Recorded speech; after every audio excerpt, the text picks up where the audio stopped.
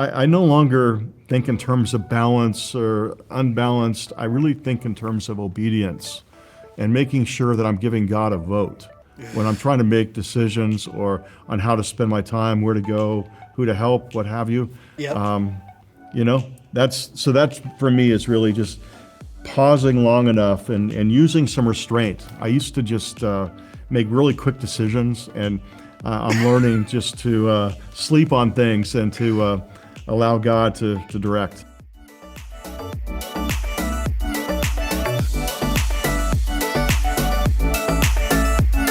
Hey crew, it's Adam. You're listening to The Conversation. Today we're at episode 269. And if, like me, you are regularly trying to figure out what is the balance between caring for yourself and caring for the world, you're not going to want to miss this episode. Truly, if you are a leader, this episode is filled with leadership gold that I can't wait for you to hear. Just know, though, I'm honored wherever you are that you're tuning in. Each week I do these episodes and these conversations for all of you, the listeners, and I do not take it lightly. Before we go any further, though, I want to give a huge shout out to our partners. Each week, these partners help make the conversation possible. Our first partner is the International Justice Mission. Friends, every single day, people living in poverty are uniquely vulnerable because local justice systems are not equipped to protect them. Every single day, they're at risk of things like trafficking and slavery and violence against women and children. Well, IJM works to rescue these people out of violence and modern day slavery, and they take special care of survivors from the moment they are rescued all the way through their healing. Seriously, IJM is amazing, and if you're listening right now and you want to take part in the work that they are doing, please please pray about becoming a Freedom Partner. A Freedom Partner is someone who gives to support IJM on a monthly basis. I'm a Freedom Partner myself, and I seriously, I'm so honored to say that I am, and I just want to invite you to become one as well. Go to ijm.org, whether it's giving $20 a month or $100 a month, please. This is such an amazing place to sow in, to give to. Go visit ijm.org. Our second partner is Vern ID.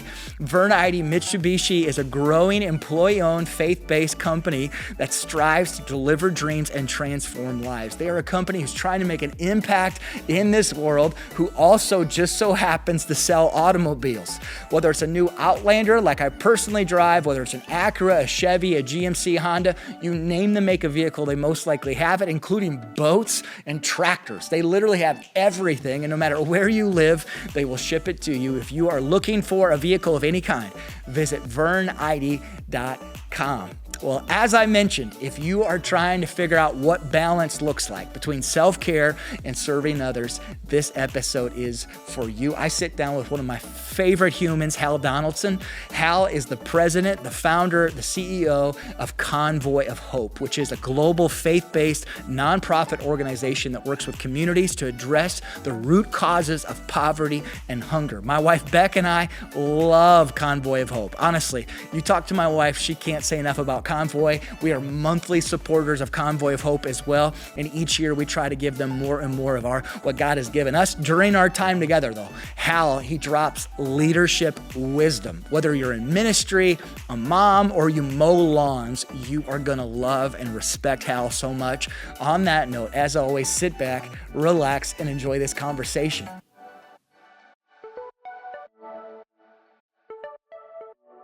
Okay, so Hal, we typically hear a person's highlight reel. Are you willing to share about a current unpretty part of your life? Something stressful, grief, worry. I mean, it could literally be anything. Is there a current unpretty part of your life? I got a couple of them today. So you want me to jump in? Go for it. Go for it. Okay. Yeah, a friend of mine, his son in his 20s, fell off of a swing and ended up breaking his neck, and he passed away last night. And yeah, so if you want something that's messy, that one, you know, how do you explain that to someone? And I think a lot of times, Adam, you know, we try to be God's defendant, and we try to explain away things like that. You know, this is one of those times where it's hard to explain any of it. So anyway, yeah, that's heavy on my heart today, candidly. Yeah, yeah, and it was something like that. I've heard of several losses connected to the church, even today on this end. You've experienced loss throughout your life, even as a boy. Has there been Yeah. what do you say in a situation like that, or what do you feel, Yeah. think? Share that. Yeah. Yeah, and you're well aware of my story, and my father being killed when I was 12, hit by a drunk driver, and when you're young in particular, and these questions linger on throughout our life. Yes. But I asked God, back then, I said, is God on the throne? Is he powerless? Did my dad die just by happenstance? Yeah. Or did God allow him to die for a reason? And way back when, I just decided that a universe without a loving God didn't make sense to me. It didn't add up. And as a teenager, I determined that He is a loving God, and He sees things I don't see. I've experienced a lot of pain. I've seen a lot of pain around the world, responding to disasters and feeding the hungry, and I've seen a lot of really ugly things. But I still believe God is good, because the alternative doesn't add up. And so I think that's really when I'm talking to people who've gone through a grievous situation. That's one of the things I really like to focus on. That you may not understand it, but God is not distracted. He's not preoccupied. Proverbs 15:3 says, "The eyes of the Lord are everywhere." He knows exactly what we're going through, and He's with us. Well, Hal, I'm so grateful. I didn't expect to cover that, but I'm so grateful for that word. And for someone listening, that might be the reason that you tuned into this. Hal, I'm so grateful for you, just for even answers like that. I mean, it's like I got several. Where do I start? Just so grateful for you, the person you are, the leader you are. My wife, Beck, and I Thank are you. incredibly grateful for the amazing organization you founded, Convoy of Hope. Thank you. It's incredible.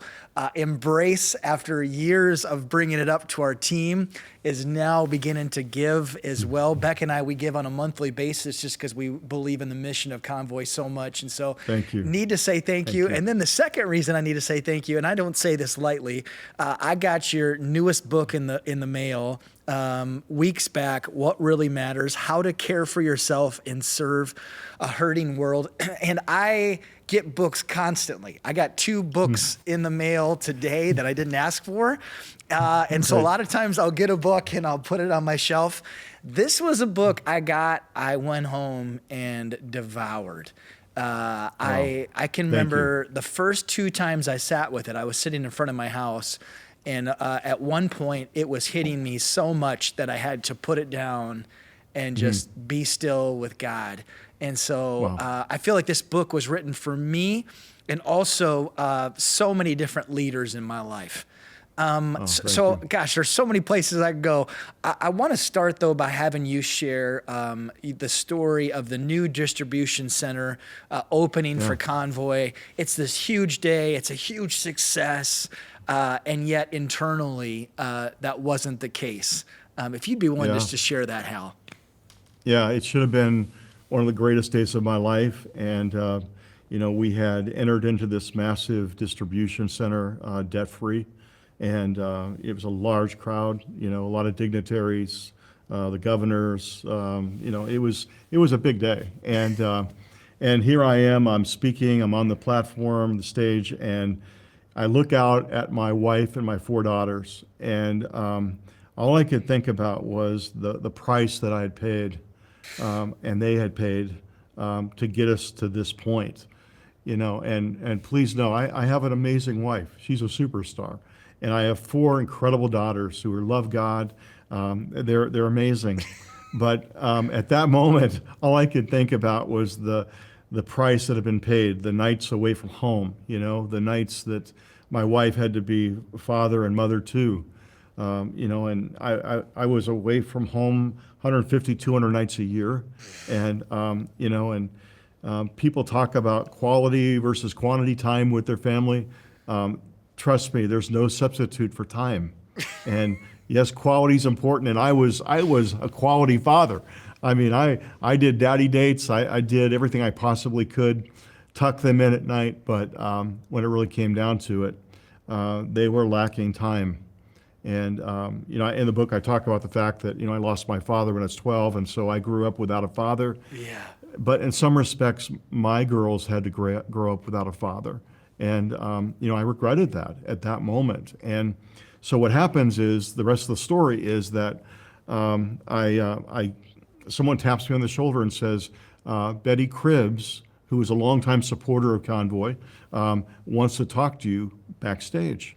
And so I go back, and Betty just says, Hal, you have trusted God for millions, you trusted him for tens of millions, but now he's asking you to trust him for more because God isn't through. Yeah. This is not the end, this is the beginning of what he's about to do.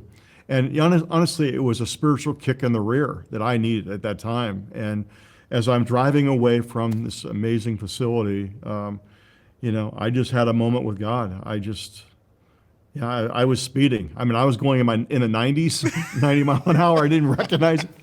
But I was just praying and just thanking God for the fact that he had, in spite of my poor choices, he had done the impossible. And so, yeah, that's in essence the story. Yeah, and I think I know for me when I read that, I'm like, I've been in that place for different reasons where it's like a moment of great success, and yet as it's happening, you had just had this mix of different feelings. Yeah, it's like very much. regret, or even at times I felt a sense of emptiness or discouragement. It's like, how could you possibly feel empty in this moment? And then thank God for the saints in our lives who come and speak a word into us on God's behalf. I'm so grateful for That's that. right. Okay, so your subtitle, How to Care for Yourself and Serve the Hurting World. My question, how do you do both? And what I love, Hal, is you do both so well, because there's the temptation to care for yourself and play it safe. Thank God the 12 disciples didn't play it safe. Most of them gave their lives. There's also the other temptation to care for the world but lose your soul. Is balance the goal? Is that not? How do we do and? Because I think most people do one or the other, but both is really hard. Yeah, I've never said this before, but I don't think balance is the goal. I think it's obedience, and obedience is the goal. And I think for me, I think I was probably making sacrifices that God wasn't asking me to make, and I was. I think that's really the reason for the book, Adam, is that because of Convoy of Hope's massive, rapid growth. I think we're number 35 on the Forbes list, 35th largest charity in the United States. Incredible. It's been rapid growth. Because of that, I was getting a lot of invitations, requests from leaders, different organizations, business leaders, pastors, asking for the secret sauce. Hey, what's the secret sauce to rapid growth? And I would respond, well, it kind of begins with you. It begins with your heart getting in a good place. And they would say, yeah, I get that, but what's the secret sauce? And they were looking for organizational adjustments, right? And so I thought, maybe it's time I just put some of these truths that I've learned the hard way in a book. And that really was the reason for the book. And so I no longer think in terms of balance or unbalanced. I really think in terms of obedience and making sure that I'm giving God a vote. When I'm trying to make decisions or on how to spend my time, where to go, who to help, what have you. That's for me is really just pausing long enough and using some restraint. I used to just make really quick decisions, and I'm learning just to sleep on things and to allow God to direct. That's so good. Okay, so I want to start with more how this Yahoo is wired. I struggle with spreading myself way too thin. For you, I know it took a heart issue to bring clarity. How do you find a sustainable pace forward while serving others? First, speak to that person who maybe just can't say no and is saying yes to everything. What did Yeah. you learn through that heart issue? And is Yeah. there anything practically that you would say, hey, here's just a few things.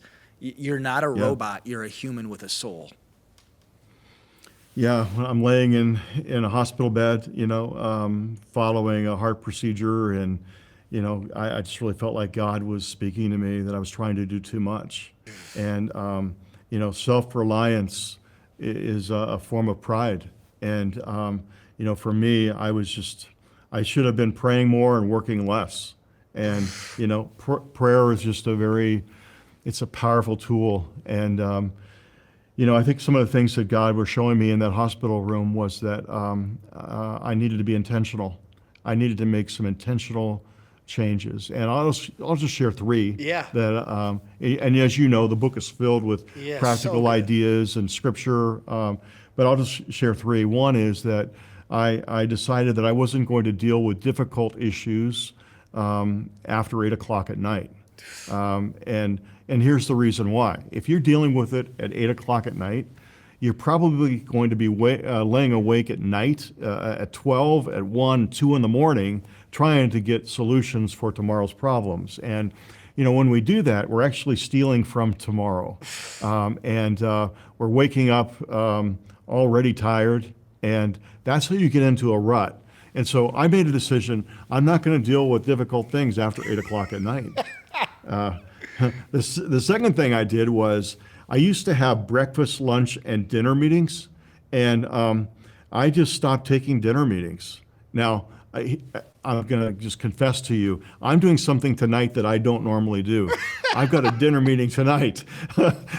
So, I stopped doing dinner. And I really did, because for this purpose is that was my family time. And I didn't want to steal from my family, and that was a big change for me. But I mean, really, I think significant in many ways. Third thing that I did was I began to make vacations sacred. And at the beginning of the year, we'd sit down with wife and my 4 daughters, and we would plan out rest time for the entire year. Awesome. And they became sacred. There was nothing that was going to interfere with it. One time, I received an invitation from the Oval Office to join 5 other leaders, and it happened to be during a vacation time with my family, and I turned it down. I said, "Hey, I'm not coming." Why? Because my family was more important. So I think if you're listening to this, watching this, and you feel like you're in a spiritual rut, if you feel like you're tired, if you're overworked, if you're overthinking, it really begins with becoming intentional, and take those bold steps and watch what God does. Because at the root of it is a reliance on God, a reliance on Him. And I think a lot of times leaders think that they have to be working at 110, 125%. And if they're not, that they're disappointing God. And here's the other factor. So good. Well, another factor is sometimes we're just trying to live up to other people's expectations. And as a result, we are, without us realizing it, we're eroding our soul, and we're damaging our health. For anybody who's driven, who's passionate, I know for me, I can hear these words so clearly from Hal, knowing the person he is, the impact he's continuing to have right now today. So I know that's a whole bunch of you need to stop, rewind, listen to that again.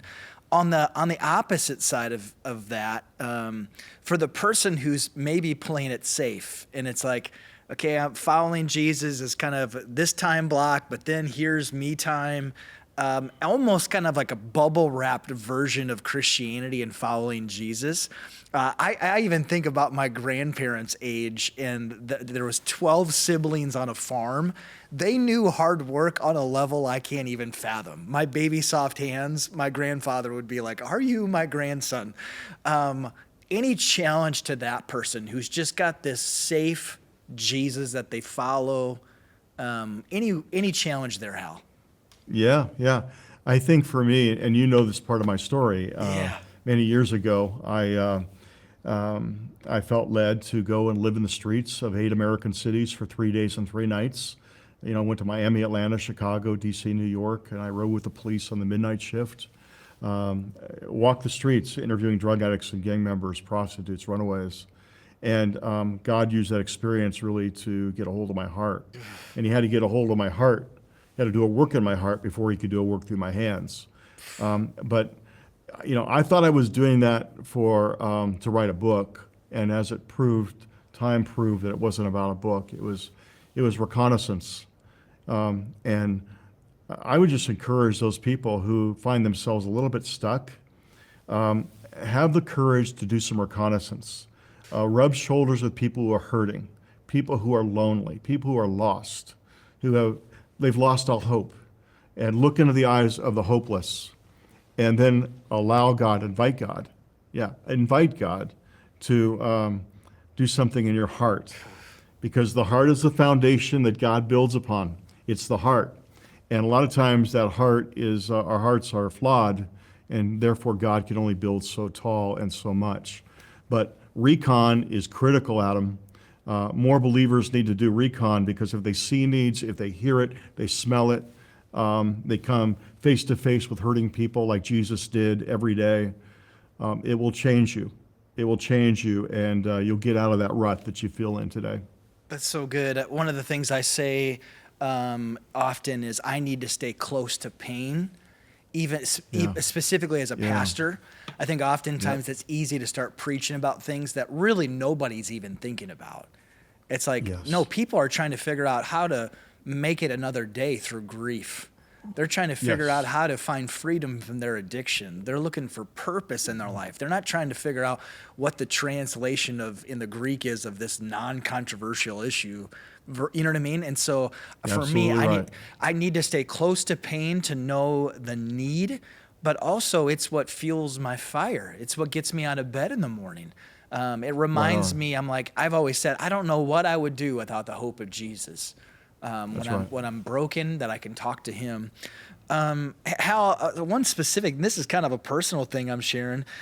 You mentioned in the book, something I've been really struggling with lately, and that's this being really vulnerable, is discouragement. I've just really been battling discouragement in the midst of a season at the church here that's just been phenomenal. I mean, it's one of the most exciting times here at Embrace. And yet I'm struggling with discouragement. Is that something you've struggled with, even in the midst of everybody's saying things are going well? If so, how any steps that were helpful for you? Yeah. Hey, first, thank you for being so vulnerable. That's who you are. I know that's who you are, and that's what I admire about you. So thank you for acknowledging that. And the book is really, it's very vulnerable. It's very transparent, right? And so thank you for, just who you are. I have, I'll tell you what, and this may not apply to you, but hopefully it'll apply to some of your listeners. I used to believe that so much relied on me, and I was busy running from one need to another. And I was feeling just perplexed, always just running. I just felt like I was on a treadmill. And, I began to realize this. I came to this realization, and this is where healing began. When I realized it was not my compassion, it wasn't even my muscle that was helping people and transforming their lives and getting things done. All I was a channel through which that God could do a work, and Jesus could love the world. And when I began to realize less kind of dependent on me and more dependent on him, that discouragement began to subside. A lot of times discouragement comes from becoming overwhelmed with what you have in front of you. And I think along the way, just learning to just release it and just say, I can't do all of this. God, you don't expect this of me, but I want to be a channel of your love and your blessing to other people. but help me figure it out. And when I prayed that prayer, again at age 50, when I had my heart ailment, and I began to realize, yeah, this compassion fatigue, this work fatigue, a lot of it was because I was just trying to do too much. And I think, Adam, I mean, I'm not a psychologist, but I think a lot of times as ministers, as fellow ministers, as leaders, we have the wrong, I would say, we put the wrong people up on pedestals. And, when we're young, we see the people who have the largest network, the largest or the loudest voice, the people who are the most visible, and we tend to put them up on pedestals, and we are aiming to achieve that. Yeah. In retrospect, in my 20s, I wish I had put up on pedestals people who are the most humble and the most servant-hearted. I think if I had done that, I probably would have made other choices, and I would not have been vying as constantly as I did in my 30s, especially. That was a gift. My goodness. Maybe similar but different. I've been thinking about this a lot lately. Is battle scars. If you've led for any length of time, you've taken some body shots. Some from places you expected it, and other places that you didn't expect it, which can hurt even more. Is battle scars, this is something, I'm asking this question, thinking to myself, you probably know this 50 times more than me. Is battle scars something you've experienced? If there's a specific example that you can share, and what about, how did you heal from that? How do you not become jaded? Yeah. Well, there are battle scars every day. This is not a one-time occurrence. They happen every day. No, I mean honestly, and I'm not being facetious. I believe that there are the attacks of the enemy, the arrows of the enemy are every day. But certainly they don't wound you like they used to. I remember some years ago just feeling so betrayed, putting my trust in people and them not honoring their word and doing what they say they're going to do. And that's such a core value at Convoy. We do what we say we're going to do. We're going to under-promise, over-deliver, and we're going to operate at the highest level of integrity. Yeah. I mean, that's kind of our mantra. And yet, as we were building Convoy, as God was building Convoy, there were people who certainly let me down. And, I think a lot of times out of selfishness, they became more concerned about their careers and having titles and building their bank accounts than they were touching lives. And, that was difficult for me. Yeah. Because I don't come from that. That's not, and so, through prayer and counseling with other people, I mean, I really, I began to realize some things. And one was that I was not responsible for their character or even their heart. I'm responsible for me. And when I kind of got to that point and stopped trying to fix them, I think God began to, healing became a lot more easy for me. But a lot of times we don't heal because we don't forgive.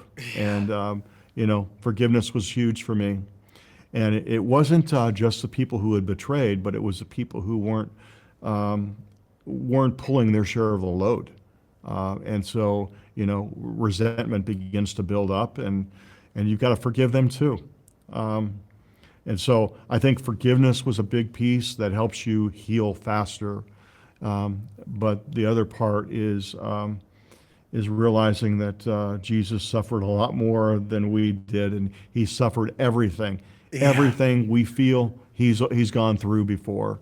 And so when it comes to betrayal, we have to understand that when we pray, we're talking to someone who can empathize, because Jesus was betrayed by Judas, and God the Father betrayed by Lucifer. Yeah. They know how we feel, and so anyway, I think some of those things help me heal quicker.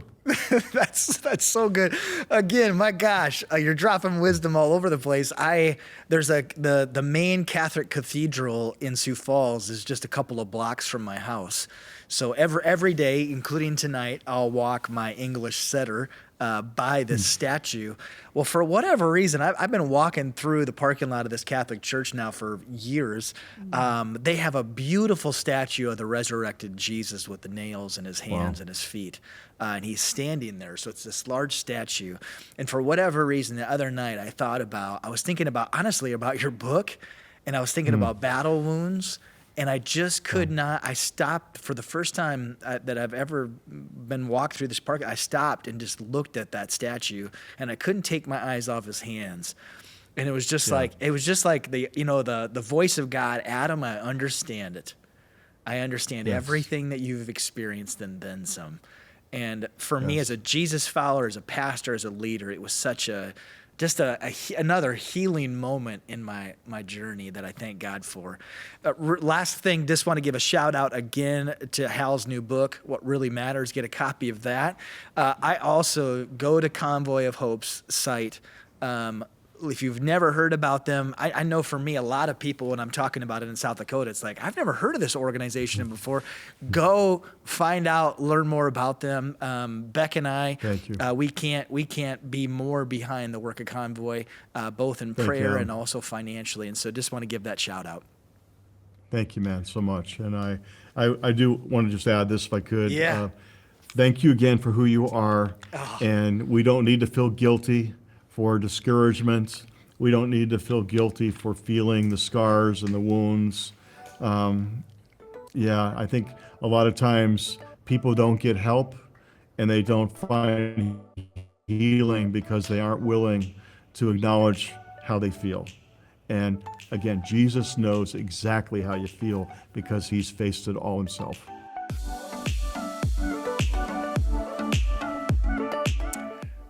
Well, friends, today, if you enjoyed that conversation, first out, shout out to you, Hal. I love you, brother. Thank you so much for the time. If you love this conversation, though, I have a small favor to ask of all of you. If you find these conversations valuable each week, I'd be so grateful if you'd be willing to share about them.